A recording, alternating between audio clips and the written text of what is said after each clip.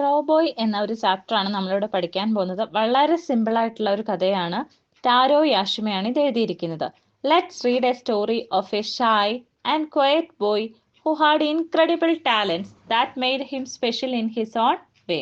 ഇവിടെ നമ്മൾ വായിക്കാൻ പോകുന്നത് ഷൈ എന്ന് പറഞ്ഞാൽ നാണം കുണുങ്ങിയായ, ക്വയറ്റ് വളരെ ശാന്തനായ, ഇൻക്രെഡിബിൾ ടാലൻസ് എന്ന് പറഞ്ഞാൽ വിലമതിക്കാനാവാത്ത അല്ലെങ്കിൽ അമൂല്യമായ, വളരെ നാണക്കാരനായ അമൂല്യമായ കഴിവുകളുള്ള ഒരു കുട്ടി അവൻ്റെതായ രീതിയിൽ വളരെ സ്പെഷ്യലായി മാറി. ആ കഥയാണിത്. On the first day of our village school one of the boys was found missing. ഗ്രാമത്തിലെ ഞങ്ങളുടെ സ്കൂളിലെ ആദ്യ ദിവസം ആൺകുട്ടികളിൽ ഒരാളെ കാണാതായി. He had hidden himself in a cellar in the school house. അവൻ തനിച്ച് ഒരിടത്ത് പോയി ഒളിച്ചിരുന്നതാണ്, അല്ലാതെ അവനെ തട്ടിക്കൊണ്ടുപോയതൊന്നും അല്ല. ഹി ഹാഡ് ഹിഡൻ എന്ന് പറഞ്ഞാൽ മറഞ്ഞിരിക്കുക. Himself in a cellar in the house, in the school house. Cellar എന്ന് പറഞ്ഞാൽ നിലവറ എന്നൊക്കെ പറയാം. അതായത് ഗ്രൗണ്ട് ഫ്ലോറിനും താഴെയായിട്ട് സാധനങ്ങളൊക്കെ കൂട്ടിയിടാൻ ഉപയോഗിക്കുന്ന ഒരു മുറി. ആ മുറിയിൽ അവൻ തനിയെ പോയി ഇരുന്നു. None of us knew him. He was dark and small. ഞങ്ങൾക്കാർക്കും അവനെ അറിയില്ല. അവനെ വലിയ പരിചയമൊന്നും ഇല്ല. അവൻ വളരെ ചെറുതും കറുത്തതുമാണ്. He looked different from other students. മറ്റുള്ള കുട്ടികളിൽ നിന്ന് അവന് വ്യത്യാസമുണ്ട്. ഡിഫറെന്റ് എന്ന് പറഞ്ഞാൽ വ്യത്യാസം. He lived on the other side of the mountain. പർവ്വതത്തിന്റെ മറ്റൊരു സൈഡിലാണ് അവൻ താമസിക്കുന്നത്. Because of his size, he was nicknamed Chibi, which meant tiny boy. അവന്റെ ആ ഒരു ചെറിയ സൈസ് കാരണം അവനെ നിക്നെയിം എന്ന് പറഞ്ഞാൽ അവരെ എല്ലാവരും ഇരട്ടപ്പേര് അവനെ വിളിച്ചിരുന്നത് ചിബി എന്നാണ്. അതിന്റെ അർത്ഥം ചെറിയ കുട്ടി എന്നാണ്. ടൈനി എന്ന് പറഞ്ഞാൽ സ്മോൾ, ചെറിയ ബോയ് എന്നാണ് അതിന്റെ അർത്ഥം. This strange boy was too scared of our teacher to learn anything. Strange എന്ന് പറഞ്ഞാൽ അപരിചിതൻ, പരിചയമില്ലാത്തത് എന്നൊക്കെയാണ്. അതായത് ഇവർക്കാർക്കും ഇവനെ വലിയ പരിചയമില്ല. അങ്ങനെയുള്ള ആ കുട്ടിക്ക് ടീച്ചേഴ്സിനെ നല്ല ഭയമായിരുന്നു. സ്കെയർഡ് എന്ന് പറഞ്ഞാൽ പേടി, ഭയം എന്നൊക്കെയാണ്. അതുകൊണ്ട് തന്നെ അവർ ടീച്ചറിനോട് എന്തെങ്കിലും ചോദിക്കാനൊക്കെ ഭയമാണ്, അതുകൊണ്ട് പഠിക്കുന്നില്ല. He was too scared to make friends with other children. അതുപോലെ തന്നെ കുട്ടികളുമായി കൂട്ടുകൂടാനും അവന് ഭയമായിരുന്നു. So he was left alone at study room and play time. Study time and play time. അതുകൊണ്ട് പഠിക്കുന്ന സമയത്തും, അതായത് ക്ലാസ്സിലായാലും കളിക്കളത്തിൽ കളിക്കുമ്പോഴായാലും അവൻ തനിച്ച് ഇരുന്നു. എലോൺ എന്ന് പറഞ്ഞാൽ തനിച്ച്, ഒറ്റപ്പെട്ട്. He was always at the back of a class and at the end of a line. എപ്പോഴും ക്ലാസ്സിൽ ഏറ്റവും പിറകില്, ഏറ്റവും അങ്ങേയറ്റത്തായിട്ടാണ് അവൻ ഇരിക്കുക. But Chibi found many ways to pass the time and amuse himself. ഇങ്ങനെയൊക്കെയാണെങ്കിലും തൻ്റെ സമയം ചെലവഴിക്കാൻ അവൻ പല രീതികളും കണ്ടെത്തിയിരുന്നു. അതായത് അവന് കൂട്ടുകെട്ടില്ല, അവൻ ക്ലാസ്സിൽ അങ്ങനെ ശ്രദ്ധിച്ച് പഠിച്ചിരിക്കുന്നില്ല. അപ്പൊ തൻ്റെ സമയം കളയാനായിട്ടുള്ള വഴികളൊക്കെ ചിബി കണ്ടുവച്ചിട്ടുണ്ട്. ആൻഡ് അമ്യൂസ് ഹിംസെൽഫ് എന്ന് പറഞ്ഞാൽ രസിപ്പിക്കാൻ, തന്നെ രസിപ്പിക്കാനുള്ള വഴികളൊക്കെ കണ്ടുവച്ചിട്ടുണ്ട്. He would just stare at the top of his desk for a long time. കുറേ സമയത്തേന് ഡെസ്കിന്റെ മുകൾ ഭാഗത്തേക്ക് തുറിച്ചു നോക്കി ഇരിക്കും. സ്റ്റെയർ എന്ന് പറഞ്ഞാൽ തുറിച്ചു നോക്കുക. Sometimes he would lie gazing at the ceiling for hours. ചില സമയം ആ ഡെസ്കിന് മുകളിലേക്ക് കിടക്കും. ലൈ എന്ന് പറഞ്ഞാൽ കിടക്കുക. Gazing at the ceiling for hours എന്ന് പറഞ്ഞാൽ ഗേസിംഗും ഇങ്ങനെ തന്നെ തുറിച്ചു നോക്കുന്നതിനാണ്. ആ കുറേ നേരം മുകൾ വശത്ത് റൂഫിലേക്ക്, സീലിംഗിലേക്ക് നോക്കി കിടക്കും. There were many things to interest him. The design on the shirt of a boy sitting next to him. തൊട്ടടുത്തിരിക്കുന്ന കുട്ടിയുടെ ഷർട്ടിലെ ഡിസൈൻ ഒക്കെ നോക്കി ഇരിക്കും. Or what he could see out of the window. അതും കഴിഞ്ഞ് കുറച്ച് സമയം വേണമെങ്കിൽ പുറത്തേക്ക് നോക്കിയിരിക്കും. ഇതൊക്കെ നിങ്ങൾക്ക് പരിചയമുള്ളതായിരിക്കും. ക്ലാസ്സിൽ ചില കുട്ടികൾ ഇങ്ങനെയൊക്കെ ആയിരിക്കും അല്ലേ. ചിലർ മുഴുവൻ സമയവും വേറെ എന്തെങ്കിലും ഇങ്ങനെ വരച്ചുകൊണ്ടിരിക്കും, അല്ലെങ്കിൽ മുകളിൽ സീലിംഗിലേക്ക് നോക്കിയിരിക്കും. ഇതുപോലെ തന്നെ ജനലിൽ കൂടി പുറത്തേക്ക്, ചിലപ്പോൾ പ്ലേ ഗ്രൗണ്ട് ഒക്കെ കാണാതിരിക്കും, അങ്ങോട്ട് നോക്കിയിരിക്കും. അല്ലെ അടുത്തിരിക്കുന്നവൻ്റെ ഡ്രസ്സിലോ ബാഗിലോ ബോക്സിലോ ഒക്കെ നോക്കിയിരിക്കും. അപ്പൊ അങ്ങനെ ഒരു കുട്ടിയായിരുന്നു ചിബിയും. ചിബി ഇങ്ങനെയൊക്കെയാണ് തൻ്റെ സമയം ചിലവഴിച്ചിരുന്നത്. In the playground, Chibi would just close his eyes and listen to the wonderful sounds that came from near and far. പ്ലേഗ്രൗണ്ടിൽ ചെന്ന് കഴിഞ്ഞാലും കളിക്കൊന്നുമില്ല. എന്ത് ചെയ്യും? ക്ലോസ് ഹിസ് ഐസ്, കണ്ണൊക്കെ അടച്ചു വെച്ച്, and listen to wonderful sounds that came from near and far.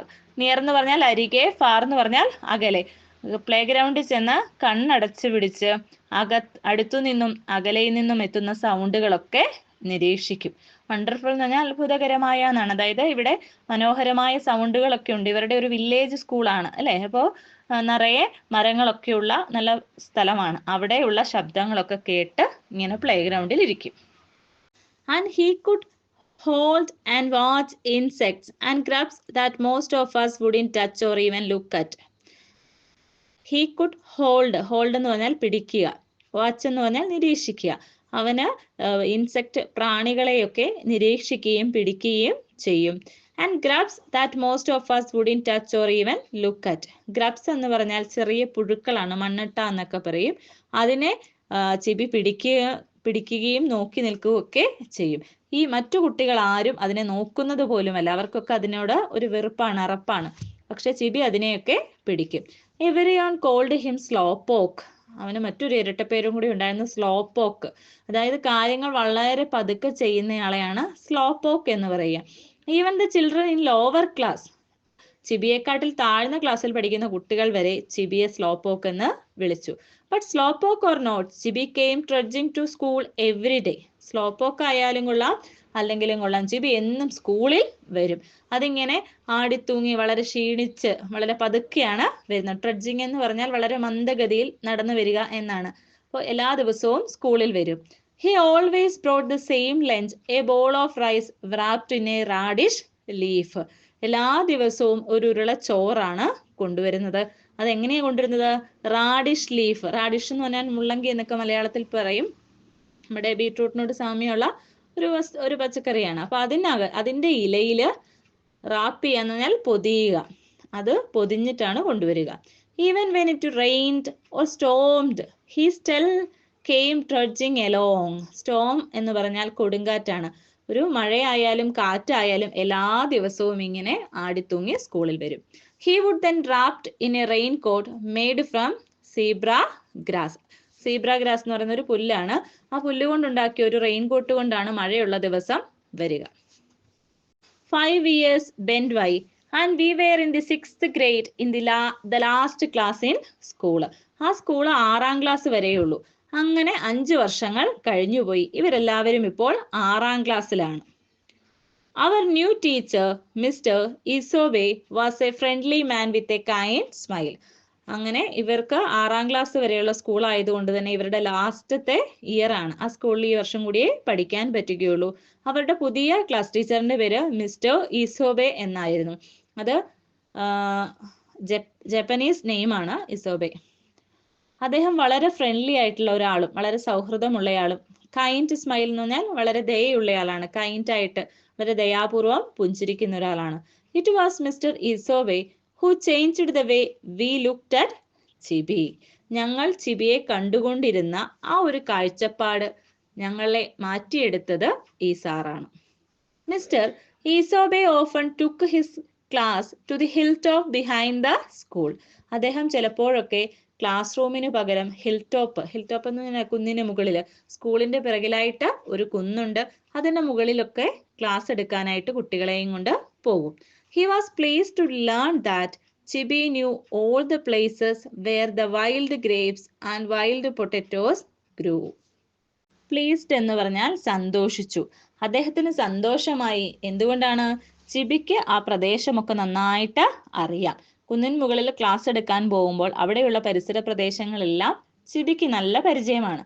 എവിടെയാണ് wild grapes, അതായത് കാട്ടിലെ മുന്തിരി വളരുന്നത്, അതുപോലെ വൈൽഡ് പൊട്ടറ്റോസ്, എവിടെയാണ് കാട്ടിലെ ഉരുളക്കിഴങ്ങ് വളരുന്നത്, ഇതെല്ലാം ചിബിക്ക് അറിയാം.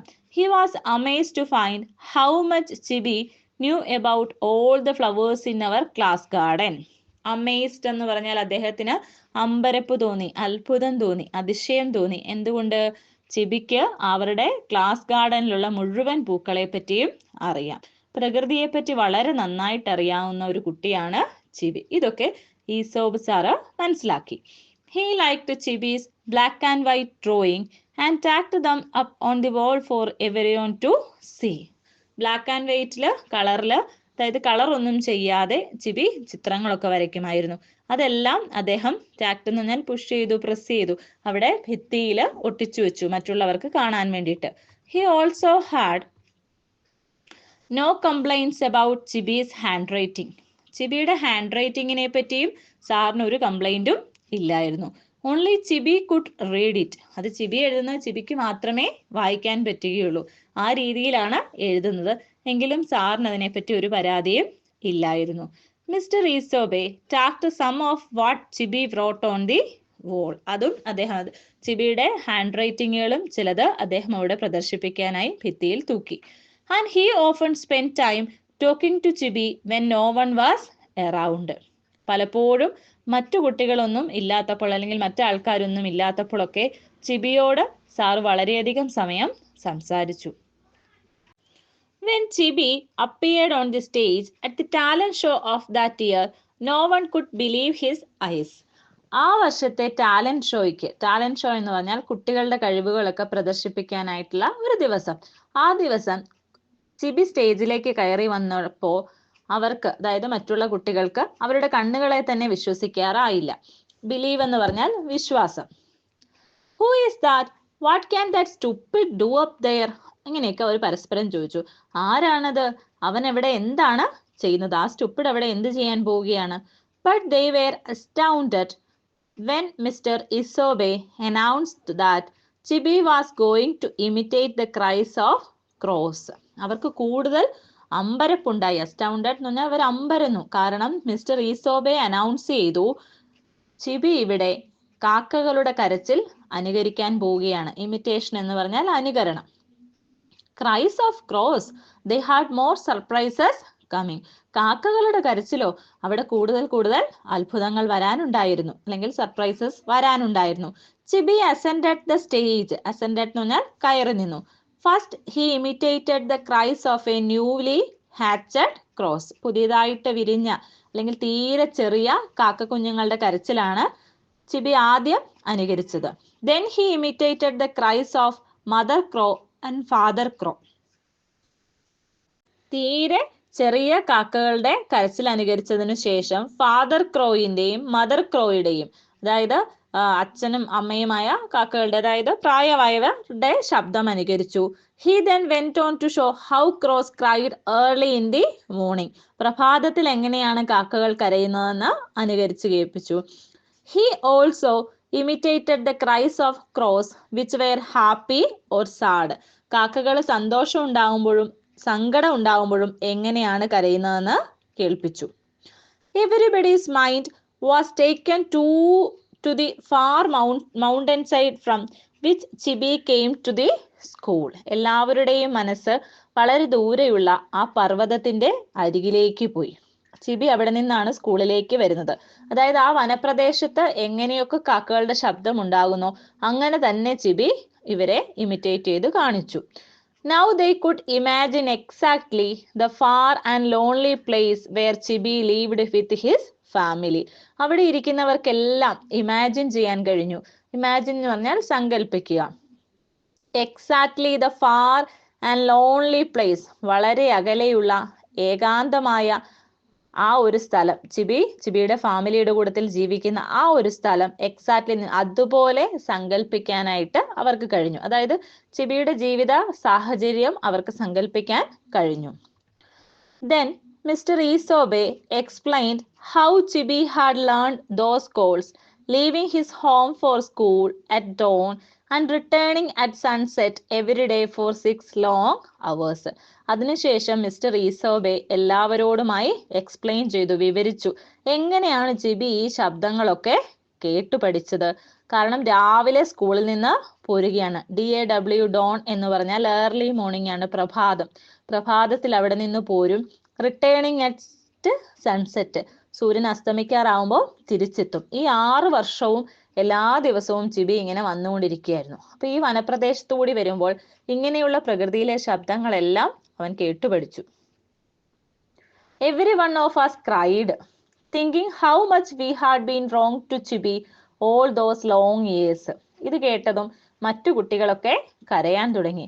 അവർ ചിന്തിച്ചു എത്ര വലിയ തെറ്റാണ് ചിബിയോട് ഈ 6 വർഷവും അവര് ചെയ്തത്. കാരണം അവരാരും അവനെ കൂട്ടത്തിൽ കൂട്ടിയില്ല. Even grown-ups wiped their eyes. Grown-ups എന്ന് പറഞ്ഞാൽ മുതിർന്നവർ. വൈപ്പ് ചെയ്യാന്ന് പറഞ്ഞാൽ എന്താ? തുടച്ചു. മുതിർന്നവർ പോലും അവരുടെ കണ്ണുകള് തുടച്ചു. Yes yes he is wonderful. അവൻ വളരെ മനോഹരമായി ചെയ്തു എന്ന് അവരെല്ലാവരും പറഞ്ഞു. Chibi was the only one in our class honoured for perfect attendance through all 6 years. അവരുടെ ക്ലാസ്സിൽ ഏറ്റവും ആദരവ് കിട്ടിയത്, അതായത് പെർഫെക്റ്റ് അറ്റൻഡൻസിന് എല്ലാ ദിവസവും സ്കൂളിൽ ഹാജരായ ഒരേ ഒരു കുട്ടി ചിബി ആയിരുന്നു. അതിനവന് ആദരവ് കിട്ടി. ഓണേർഡ് എന്നാണ് വായിക്കുക, അവിടെ എച്ച് സൈലന്റ് ആണ്. Chibi still came to the village to sell the charcoal he and his family made. ഇപ്പോഴും അവൻ സ്കൂളിൽ കൊണ്ടുവന്ന് ചാർക്കോൾ, കരി കൊണ്ട് കൊടുക്കുന്നുണ്ട്. അവരുടെ ഫാമിലി നിർമ്മിക്കുന്നതാണ്, അത് വിൽക്കാനായിട്ട് അവൻ സ്കൂളിൽ വരും. But nobody called him Chibi anymore. പക്ഷെ ഇപ്പോൾ ആരും അവനെ ചിബി എന്ന് വിളിക്കാറില്ല. We all called him crow boy. ഇപ്പൊ എല്ലാവരും എന്താ വിളിക്കുന്നേ? Crow boy.